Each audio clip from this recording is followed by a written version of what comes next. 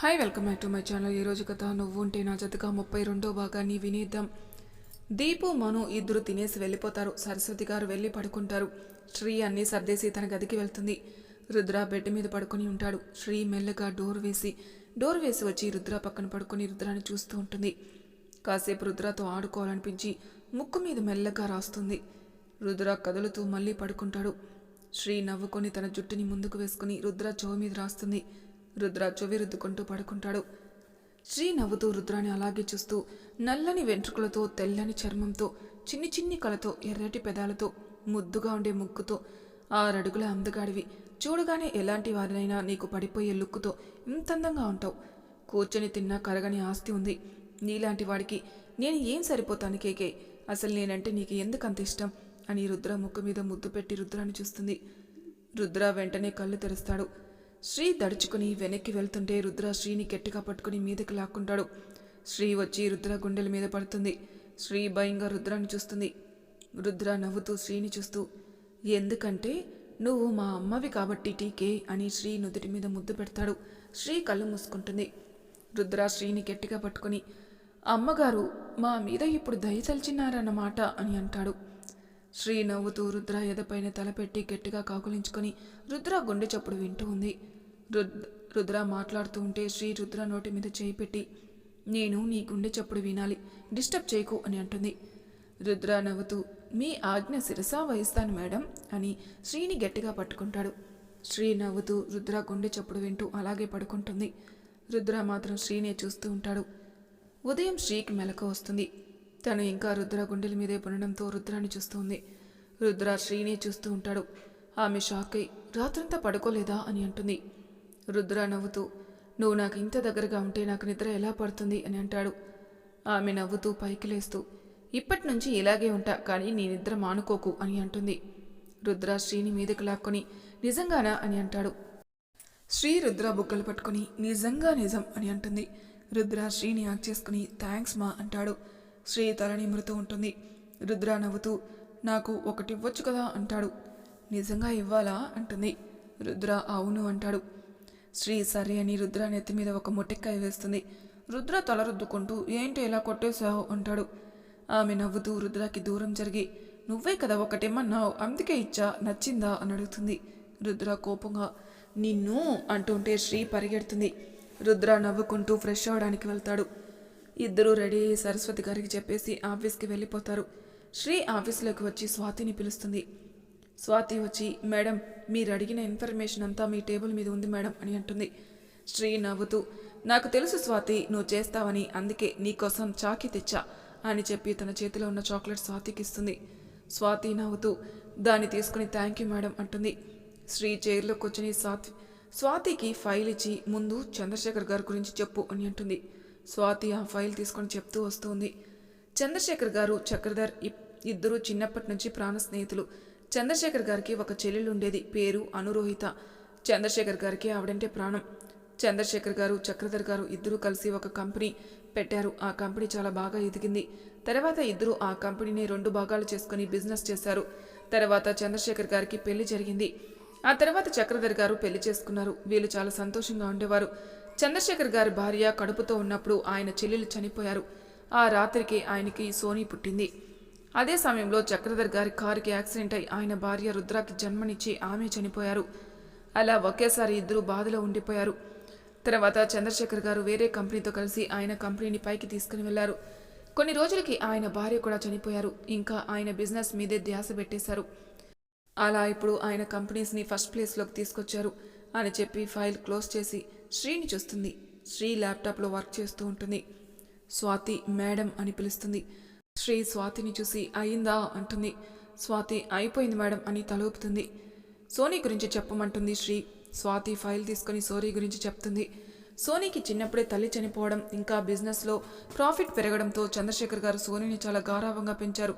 Sony ఒక fashion designer, కానీ చంద్రశేఖర్ గారి కోసం దాన్ని వదిలేసి ఆయన బిజినెస్ని చూసుకుంటుంది అని చెప్పి శ్రీని చూస్తుంది. సోనీ ఎవరైనా ప్రేమించిందా అని అడుగుతుంది శ్రీ. 3 ఏళ్ల ముందు నుంచి రుద్ర సార్ని ప్రేమిస్తుంది మేడం అంటుంది స్వాతి. మరి ఇంతవరకు సోనీని ఎవరూ ప్రేమించలేదా? స్వాతి ఫైల్ చూసి, కార్తిక్ అని అతను సోనీకి ప్రపోజ్ చేశాడు మేడం, కానీ సోనీ యాక్సెప్ట్ చేయలేదు. శ్రీ నవ్వుతుంది. స్వాతికి శ్రీ ఎందుకు నవ్వుతుందో అర్థం కాక అలాగే చూస్తుంది. శ్రీ నవ్వుతూ నాకు ఎక్కడి నుంచి మొదలు పెట్టాలో నాకు తెలిసింది స్వాతి, ఇంక నువ్వు వెళ్ళు అని అంటుంది. స్వాతి అయోమయంగా ఓకే మేడం అని చెప్పి వెళ్ళిపోతుంది. స్వాతి వెళ్ళిపోగానే శ్రీ కార్తిక్కి ఫోన్ చేస్తుంది. కార్తిక్ శ్రీ నెంబర్ చూసి ఎత్తి చెప్పు శ్రీ అని అంటాడు. శ్రీ నవ్వుతూ పర్లేదు కార్తిక్, నా మీద బాగానే నిఘా పెట్టావు, నా నెంబర్ కూడా తెలుసుకున్నావు అని అంటుంది. మరి మా బాస్ నిన్ను ఒక కంట కనిపెట్టమన్నాడు అందుకే అంటాడు కార్తిక్. కార్తిక్ నీతో నేను మాట్లాడాలి. సారీ శ్రీ, నీకు నేను హెల్ప్ చేయలేను అంటాడు. కానీ నీకు నేను చేస్తాను అంటుంది శ్రీ. ఏంటి? అవును, నీకు నేను హెల్ప్ చేస్తాను, సోనీ గురించి నీతో మాట్లాడాలి అంటుంది శ్రీ. ఈ విషయం నీకెలా తెలుసు? శ్రీ నవ్వుతూ రుద్ర భార్యని నాకు తెలియకుండా ఎలా ఉంటుంది కార్తిక్? ఎప్పుడు కలవాలి అంటాడు కార్తిక్. ఇప్పుడే కలవాలి, 10 నిమిషాల్లో ఆఫీస్ క్యాంటీన్కి వచ్చాయి. సరే శ్రీ అంటాడు కార్తిక్. హలో బాస్, ఈ విషయం మీ బాస్కి చెప్పావనుకో సోనీని నువ్వు ప్రేమిస్తున్నావని మీ బాస్కి నేను చెప్పాల్సి వస్తుంది అంటుంది శ్రీ. అమ్మా తల్లి, అంత పని మాత్రం చేయకు, నేను ఎవరికి చెప్పకుండానే వస్తాను. శ్రీ నవ్వుతూ అది అలా రా దారికి అంటుంది. అలా చెప్పేసి ఫోన్ కట్ చేసి స్వాతిని పిలుస్తుంది. స్వాతి రాగానే శ్రీ రుద్ర ఏం చేస్తున్నాడు అని అడుగుతుంది. సార్ మీటింగ్లో ఉన్నారు మేడం అంటుంది. అయితే నువ్వు నాకు హెల్ప్ చేయాలి. చెప్పండి మేడం. నేను వచ్చే వరకు నువ్వు నా సీట్లో కూర్చోవాలి.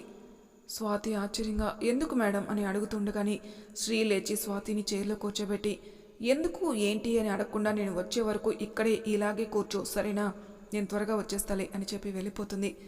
స్వాతికి కొంచెం అయోమయంగా కొంచెం భయంగా ఉంటుంది. స్వాతి భయంగా ఇప్పుడు సార్ వస్తే నా పరిస్థితి ఏంటి అని అనుకుంటూ ఏడుపు మొహం పెట్టుకుంటుంది. శ్రీ ఆఫీస్ క్యాంటీన్కి వచ్చేలోపే కార్తిక్ అక్కడికి వచ్చేస్తుంటాడు. శ్రీ కార్తిక్ని చూసి నవ్వుతూ కార్తిక్ దగ్గరికి వెళ్ళి నువ్వు సూపర్ ఫాస్ట్ తెలుసా అని అంటుంది.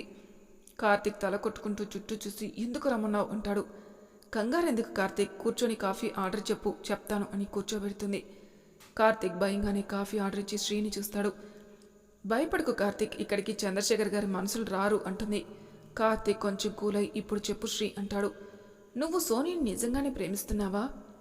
ప్రాణం కంటే ఎక్కువగా శ్రీ, అందుకే నాకు ఇష్టం లేకపోయినా కేవలం సోనీకి దగ్గరగా ఉంటారని చంద్రశేఖర్ గారి దగ్గరే పనిచేస్తున్నాను అంటాడు. అర్థమైందిలే, కానీ నువ్వు ఇలా ఉంటే సోనీ నిన్ను ప్రేమిస్తుందని ఎలా అనుకుంటున్నావు? నేను నీకు సోనీని దగ్గర చేస్తాను, నాకు నువ్వు ఒక హెల్ప్ చేయాలి అంటుంది. థ్యాంక్ యూ శ్రీ, కానీ నేను చంద్రశేఖర్ గారిని ఎదిరించి ఏమీ చేయలేను. నేను నీకు ఆయన ఎదిరించమనలేదులే. మరి అంటాడు. ఆయన company details, bank account details అన్నీ నాకు కావాలి, అందుకు నువ్వు హెల్ప్ చేయాలి అంటుంది. అమ్మో, ఈ విషయం చంద్రశేఖర్ గారికి తెలిస్తే? తెలియకుండా నువ్వే చూసుకోవాలి. నీకు సోనీ కావాలంటే నేను చెప్పినట్టు నువ్వు చేయాలి కార్తిక్, లేకపోతే నీకు సోనీ దక్కదు, ఇంతకంటే నీకు వేరే ఆప్షన్ లేదు అంటుంది శ్రీ. కార్తిక్ కాసేపు ఆలోచించి శ్రీని చూస్తాడు. నన్ను నమ్ము కార్తిక్, ఆ చంద్రశేఖర్ ఎంత దుర్మార్గుడో నీకు కూడా తెలుసు. ఈ విషయం సోనీకి తెలిస్తే తన్ను కూడా చంపేస్తా అన్నాడు. మనం తన్ని కాపాడాలి కార్తిక్. ఒకవేళ నీకు సోనీ కావాలన్నా ఆ చంద్రశేఖర్ నీకు ఇవ్వడు. చంద్రశేఖర్ గారిని నువ్వు ఓడించాలనుకున్నావు కదా, మరి సోనీకి ఎందుకు హెల్ప్ చేస్తున్నావు అంటుంది అని అడుగుతాడు. నా గోల్ ఆ చంద్రశేఖర్ మాత్రమే కార్తిక్, సోనీ కాదు. చూస్తూ చూస్తూ ఒక ఆడపిల్ల ప్రమాదంలో ఉంటే ఎలా వదిలేస్తా? ఆ చంద్రశేఖర్ని ఓడించాలంటే అతని సగం బలం సోనీ, తనని ఆయన నుంచి వేరు చేయాలి. అది కేవలం నీ వల్లే అవుతుంది కార్తిక్. సోనీ ఆయన దగ్గరే ఉంటే తన ప్రాణానికి కూడా ప్రమాదమే. నేను చెప్పాల్సింది చెప్పేస్తా, తర్వాత నీ ఇష్టం కార్తిక్ అని చెప్పేసి పైకి లేచి కార్తిక్ని చూసి నువ్వు కూడా నీ స్నేహానికి ద్రోహం చేయకు కార్తిక్ అని చెప్పి వెళ్తుంది. కార్తిక్ అలాగే ఆలోచిస్తూ ఉండిపోతాడు. శ్రీ త్వరగా తన క్యాబిన్లోకి వెళ్ళిపోతుంది. చైర్ అటుపక్కకి తిరిగి ఉంటుంది. శ్రీ ఫాస్ట్గా స్వాతి దగ్గరికి వెళ్ళి ఆయాసపడుతుంది. శ్రీ అక్కడున్న నీళ్లు తీసుకుని గడగడా తాకి థ్యాంక్స్ స్వాతి, మీ సార్ నన్ను చూడలేదు కదా అని మాట్లాడేలోపే చైర్ ఇటువైపుకి తిరుగుతుంది. చైర్లో ఉన్న రుద్రాన్ని చూసి శ్రీకి షాక్ కొట్టినట్టు అలాగే ఉండిపోతుంది. రుద్ర శ్రీని కోపంగా చూస్తూ ఉంటాడు. శ్రీకి ఏం చేయాలో తెలియక అలాగే భయంగా రుద్రాన్ని చూస్తుంది. రుద్ర లేచి శ్రీ దగ్గరకు వచ్చి టేబుల్ కానుకుని చేతులు కట్టుకుంటాడు. శ్రీ ఎలాగైనా తప్పించుకోవాలనుకుని రుద్రాన్ని చూసి భయాన్ని లోపలే దాచేసుకుని నవ్వుతూ సార్ మీరెప్పుడొచ్చారు అని అడుగుతుంది. రుద్ర ఏం మాట్లాడకుండా అలాగే చూస్తాడు. మిమ్మల్నే సార్ అంటుంది. రుద్ర సైలెంట్గా ఉంటాడు. నేను ఇలా మాట్లాడుతుంటే మీరేం మాట్లాడరేంటి అంటుంది. మళ్ళీ మౌనంగా ఉంటాడు. మీరు మాట్లాడరా అంటుంది. మళ్ళీ సమాధానం ఉండదు. సరే అయితే మీరు మాట్లాడే వరకు మీతో నేను కూడా మాట్లాడను అని చెప్పి వెళ్తూ ఉంటే రుద్ర ఫాస్ట్గా శ్రీ చేయి పట్టుకొని గోడ కానించి శ్రీ మెడ పట్టుకుంటాడు. శ్రీ భయంగా చూస్తుంది.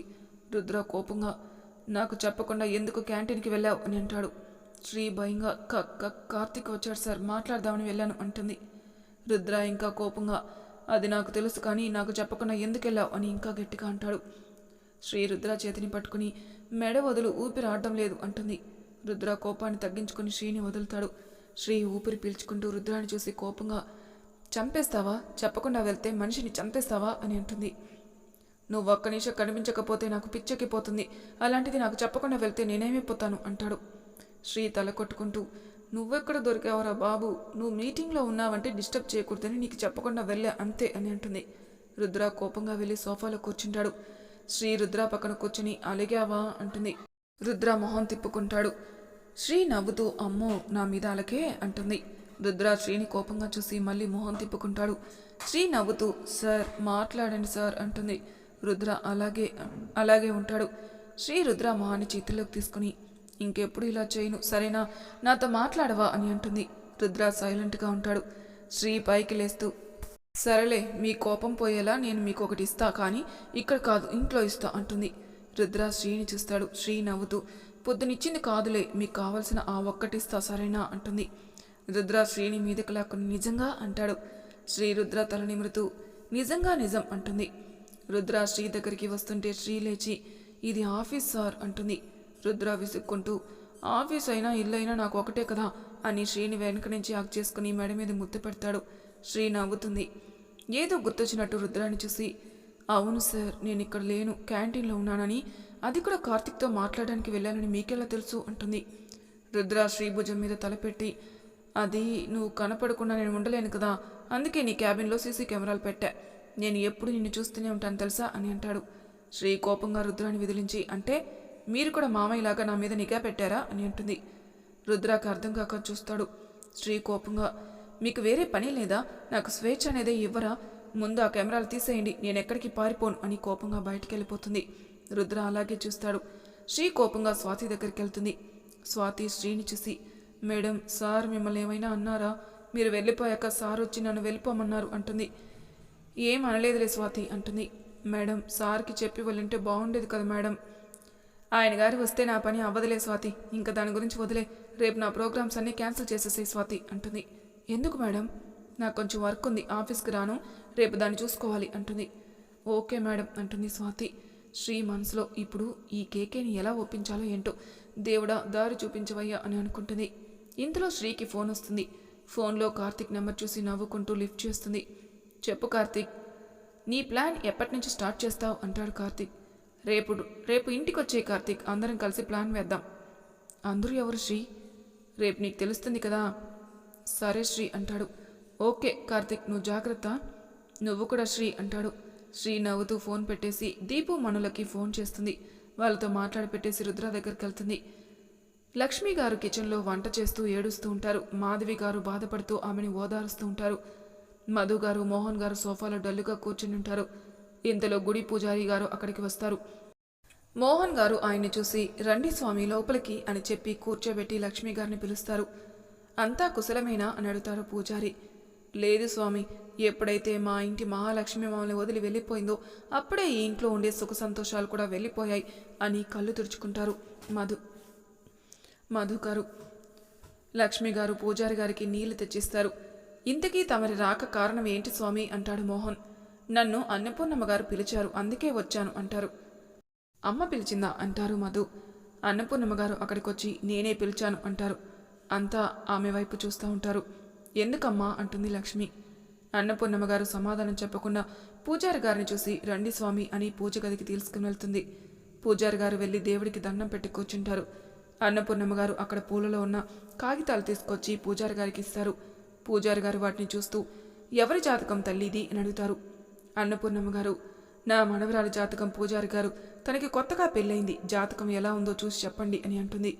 ఆయన అన్నీ చూసి అన్నపూర్ణమ్మ గారి వైపు చూస్తారు. అంతా బాగుందా పూజారి గారు అని అడుగుతుంది. అంతా బాగుంది తల్లి, కానీ ఏంటి చెప్పండి పూజారి గారు అంటుంది అన్నపూర్ణమ్మ. అమ్మాయికి ప్రాణగండం ఉంది అన్నపూర్ణమ్మ గారు, అది దాడితే ఇంకా అంతా మంచి జరుగుతుంది అంటారు పూజారి. అన్నపూర్ణమ్మ గారు ఆయనకి తాంబూలం ఇచ్చి పంపించి తన గదికి వెళ్ళి బట్టలు సర్దుకొని హాల్లోకి వస్తారు. అందరూ ఆమెని బ్యాగ్తో చూసి షాక్ అవుతారు. ఏంటమ్మా ఎక్కడికి వెళ్తున్నావు అంటాడు మధు. నా స్నేహితురాల్ని కలవడానికి వెళ్తున్నాను అంటుంది అన్నపూర్ణమ్మ. అదేంటమ్మా, ఎప్పుడు బయట ఊర్లోకి వెళ్ళని నువ్వు ఇప్పుడు వెళ్తానంటున్నావు అంటుంది లక్ష్మి. వెళ్ళాలనుంది, వెళ్తున్నాను. నేను మీకు తోడుగా వస్తానత్తయ్య అంటాడు మోహన్. నాకు ఎవరి తోడు అవసరం లేదు, నేను వెళ్ళి రాగలను. రావడానికి ఆలస్యం అవ్వచ్చు, మీరు జాగ్రత్తగా ఉండండి అంటారు. కనీసం స్టేషన్ వరకన్నా వస్తానమ్మా అంటాడు మధు. అవసరం లేదన్నానా, నేను వెళ్ళగలను అని చెప్పి ఆవిడ వెళ్ళిపోతారు. అందరూ ఆవిడ వెళ్ళిన వైపే చూస్తూ ఉంటారు. తర్వాత ఒకరి మొహాలు ఒకరు చూసుకుంటారు. శ్రీ వెళ్ళినప్పటి నుంచి మనతో అత్తయ్య గారు సరిగ్గా మాట్లాడడం లేదు, ఇప్పుడు చెప్పకుండా వెళ్ళిపోతున్నారు అంటుంది మాధవి. ఆ అమ్మ ఏం చేసినా ఆలోచించి చేస్తుంది, చూద్దాం ఏం జరుగుతుందో అని వంటగదిలోకి వెళ్ళిపోతుంది లక్ష్మి. అంతా బాధగా ఎవరి పనులు వాళ్ళు చేసుకుంటూ ఉంటారు. మరి తర్వాయి భాగంలో ఏం జరుగుతుందో నెక్స్ట్ ఎపిసోడ్లో తెలుసుకుందాం. అంతవరకు నా ఛానల్ సబ్స్క్రైబ్ చేయని వాళ్ళు ప్లీజ్ సబ్స్క్రైబ్ చేసుకోండి, లైక్ చేసి షేర్ చేయండి. మీ అభిప్రాయాలు నాకు కామెంట్ రూపంలో తెలియజేయండి. Thank you for listening.